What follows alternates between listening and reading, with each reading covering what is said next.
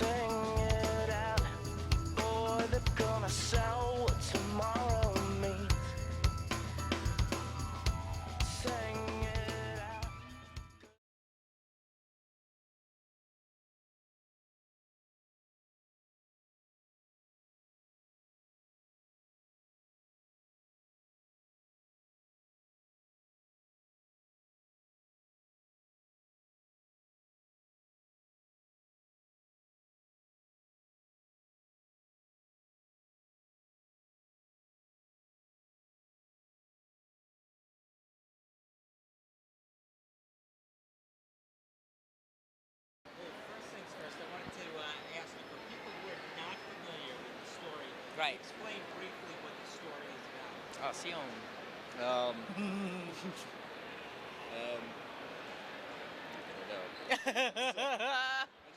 Sion. To me, it's a coming of age story. Yeah, it is. Right, It absolutely. is. That's what it is. Right. Coming of age story. And to you, and to me, it's a coming of age story with ray guns. with ray guns. It's complex. It is. It's too hard to. Yeah, it's too. I never thought we'd have to answer this question. Yeah. Actually, we thought we would just put it out, and then that's And everyone would already know They what would it's know about, once yeah. it's out what it's about. How much of you is in the book? Oh, tons of us. Absolutely, yeah. Yeah. All three of us. Can you describe the way that you guys work, as a team, Sure.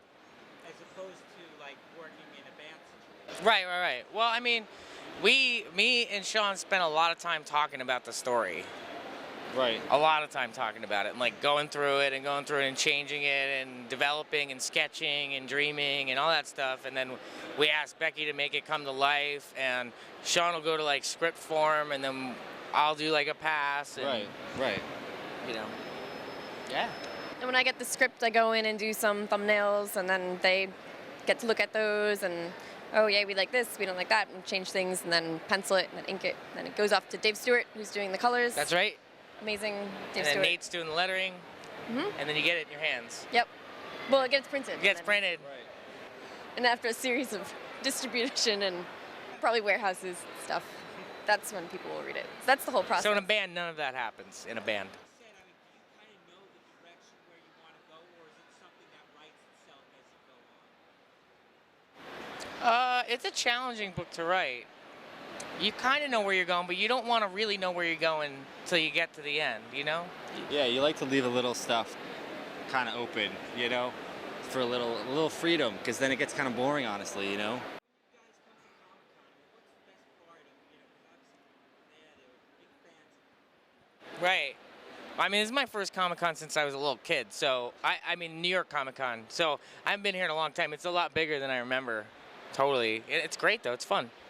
Yeah. It's crazier than San Diego this year, I think. Yeah. I feel like it is. It's more crowded, maybe. I don't know. And you also have another comic book project? Well, no, I do a different comic called The Umbrella Academy, and that's the book I do for Dark Horse. That's the first book I did for Dark Horse, and now it's Killjoys. Can you explain the relationship between you and Dark Horse? It seems like you guys have a great relationship throughout the years. Yeah, I mean, they're like a comic company that I really always admired and I loved Hellboy and I loved the Goon. So I wanted to go to them.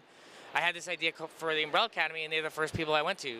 So, and I like independence, and I like supporting independence, and it's really fun. So, we have a really special relationship because I learned while they learned what I did, and it was really cool, and it was great.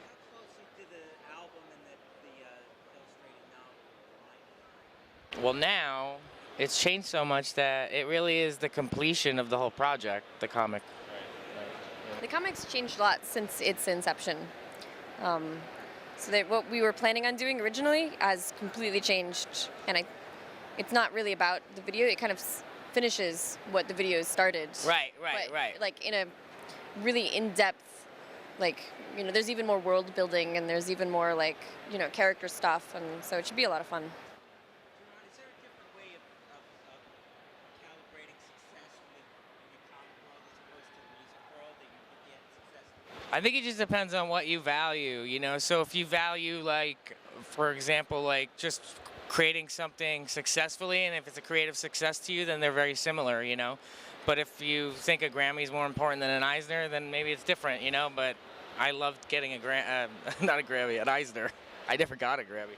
I loved getting an Eisner though. That was the most exciting. That was like the one award I really, really cared about. It was like the one thing that really mattered to me, and you know, I was just really lucky, and it was like right place, right time. The book came out and had the right energy, and people loved it, and they were really psyched on it. So, and she won an Eisner the same year. Yeah, it was a good year for Eisners. Yes, and the twins, and It's been one, Fabio and Moon and Gabriel Yeah. Ba.